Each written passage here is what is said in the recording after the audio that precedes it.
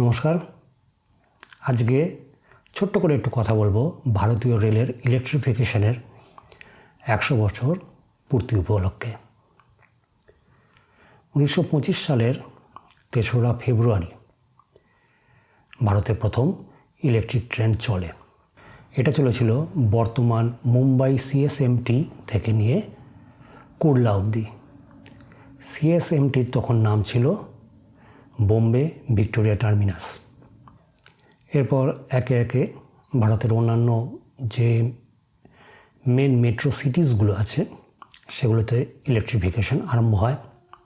1931-এ electrification হয় ম্যাড্রাসের বা বর্তমান চেন্নাইয়ের। আমাদের হাওড়া ডিভিশনে, ইস্টার্ন রেলের হাওড়া ডিভিশনে ইলেকট্রিফিকেশন স্টার্ট হয় 50-এর দশকে। তারপরে শিয়ালদা ডিভিশনের যে ইলেকট্রিফিকেশনের কাজ সেটা শুরু হয় 1960-এর দশকে। আমি যেখানে থাকি এই বারাসাত হচ্ছে গিয়ে শিয়ালদা বনগাঁ ব্রাঞ্চ লাইনের একটা station, junction station, Barasat junction. সেই লাইনে এখানে ইলেকট্রিফিকেশন হয়েছিল 1965 কিংবা 66, 65 থেকে 67-র মধ্যে মনে হয়, আমার এক্স্যাক্ট ইয়ারটা মনে নেই। আমার আগের প্রজন্মের 3 পুরুষ ভারতীয় রেলে কাজ করেছে, আমি একমাত্র রেলওয়েতে ঢুকিনি। 2015 সাল অবধি ভারতীয় রেলে ব্রডগেজে ইলেকট্রিফিকেশন ছিল গিয়ে আপ টু 45% অবধি। মানে টোটাল যে রেলওয়ে নেটওয়ার্ক ব্রডগেজ লাইনের তার 45% ইলেকট্রিফাইড ছিল।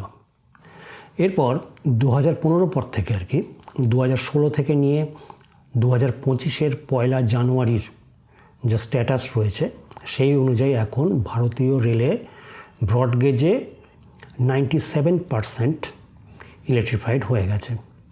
বিশেষ করে গত 10 বছরে কিন্তু এটা সাংঘাতিকভাবে খুব স্পিডি ওয়ার্ক হয়েছে। প্রথমে যখন ইলেকট্রিফিকেশন হয়েছিল তখন কিন্তু ছিল ডিসি। প্রথম চলেছিল 1500 ভোল্ট ডিসি কারেন্টে, এরপরে আসে 3000 ভোল্ট ডিসি। তারপরে কি হয়, ডিসিটাকে এসিতে কনভার্ট করা হয় সমস্ত কিছু। এখন ভারতের ব্রডগেজ লাইনে যাবতীয় ইলেকট্রিফাইড যে নেটওয়ার্কটা রয়েছে এটা সম্পূর্ণটাই চলে হচ্ছে 25 কিলো ভোল্ট এসিতে।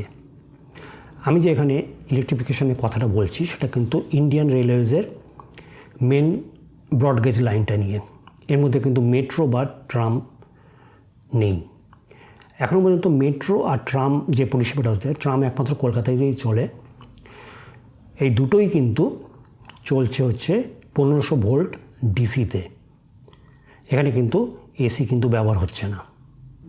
ভারতে কিন্তু এখন বেশিরভাগ ক্ষেত্রে মিটার গেজ বা ন্যারো গেজ যা কিছু ছিল সেগুলো কিন্তু কনভার্ট হয়ে গেছে গিয়ে ব্রডগেজে। শুধুমাত্র কতগুলো যে ট্যুরিস্ট যে স্পটগুলো রয়েছে সেগুলোতে এখনও পর্যন্ত ন্যারো গেজ বা মিটার গেজটা রয়েছে। যেমন উটিতে রয়েছে, অন্যদিকে সিমলায় রয়েছে, আর আরেকটা জায়গা তো আপনারা জানেনই, দার্জিলিং। ওটা কিন্তু একদম যেটাকে বলা যায় একটা হেরিটেজ রেলওয়ে লাইন ওটা কিন্তু ন্যারো গেজের এখনও পর্যন্ত সেম কন্ডিশনে রয়েছে এবং সেটা এই কন্ডিশনেই থাকবে। এটা কখনোই ইলেকট্রিফাইড হবে না বা অন্য কোনো গেজেও কিন্তু কনভার্ট হবে না। বর্তমানে পশ্চিমবঙ্গে 98.64% যে ব্রডগেজ লাইন আছে তা কিন্তু ইলেকট্রিফাইড হয়ে গেছে। বাকি কিছু সেকশন রয়েছে ব্রাঞ্চ লাইন যেগুলো খুব তাড়াতাড়ি ইলেকট্রিফাইড হয়ে যাবে। এবার একটু বাইরে গিয়ে রেল ফ্যানিং করা যাক। আমার ঘরের সামনে দিয়ে গেছে হচ্ছে গিয়ে শিয়ালদা বনগাঁ লাইন, আর আমার সবচেয়ে কাছের স্টেশন যেটা হচ্ছে সেটা হচ্ছে গিয়ে বারাসাত জংশন, খুব কাছেই। আমি এখান থেকেই ট্রেন ধরি। আমার এই লাইনে কিন্তু কোনো রকম এক্সপ্রেস ট্রেন চলে না। একটা সময় এখান থেকে কলকাতা খুলনার যে ট্রেনটা চালু হয়েছিল সেটা যেত, বর্তমান পরিস্থিতিতে সেটা এখন বন্ধ আছে। এখন এখানে যা চলে তা হচ্ছে গিয়ে ইএমইউ সার্ভিস বা ইলেকট্রিক্যাল মাল্টিপল ইউনিট সার্ভিস, বা সাদা বাংলায় হচ্ছে গিয়ে লোকাল ট্রেন। এই লোকাল ট্রেন হচ্ছে গিয়ে আমাদের লাইফ লাইন। সাবারবান সেক্টর যেটা আছে, কলকাতা এবং কলকাতার শহরতলি অঞ্চল আর এবং তার বাইরের যে অঞ্চল, সোজা কথা বলতে গেলে এই 100 কিলোমিটার 150 কিলোমিটার রেডিয়াসের মধ্যে যে লোকাল ট্রেনগুলো চলে সেগুলোকে সাবারবান সার্ভিস বলা হয়। এগুলো হচ্ছে গিয়ে আমাদের লাইফ লাইন।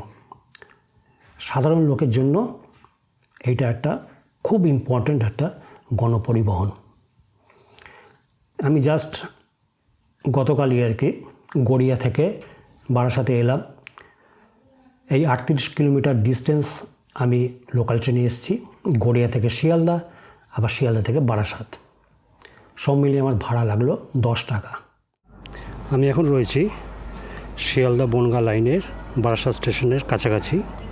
সামনে যে ব্রিজটা দেখা যাচ্ছে একটুখানি দূরে, ওটা পেরোলেই সামনে বারাসাত স্টেশন। ওদিকে হচ্ছে গিয়ে আপ লাইন, আর এক্স্যাক্টলি উল্টো দিকে হচ্ছে ডাউন লাইন শিয়ালদার দিকে। এই বারাসাত জংশন থেকে হাসনাবাদের লাইন বেরিয়ে গেছে ডান দিকে। একসময় এই হাসনাবাদের লাইন 1955 অবধি মার্টিন রেলের আন্ডারে ছিল, যেটা ছিল ন্যারো গেজ। এই মার্টিন রেল চলে 1955 অবধি, 1955 পরে বন্ধ হয়ে যায়। পরে 1962 সালে ওই ন্যারো গেজ কনভার্ট করা হয় ব্রড গেজে। 2000 সালের পরে মোস্ট প্রবাবলি 2004 সালে হাসনাবাদ লাইন ইলেকট্রিফাইড হয়। আমি ছোটোবেলায় স্টিম ইঞ্জিন রেলগাড়িতে আমি উঠেছি এই হাসনাবাদ লাইনের।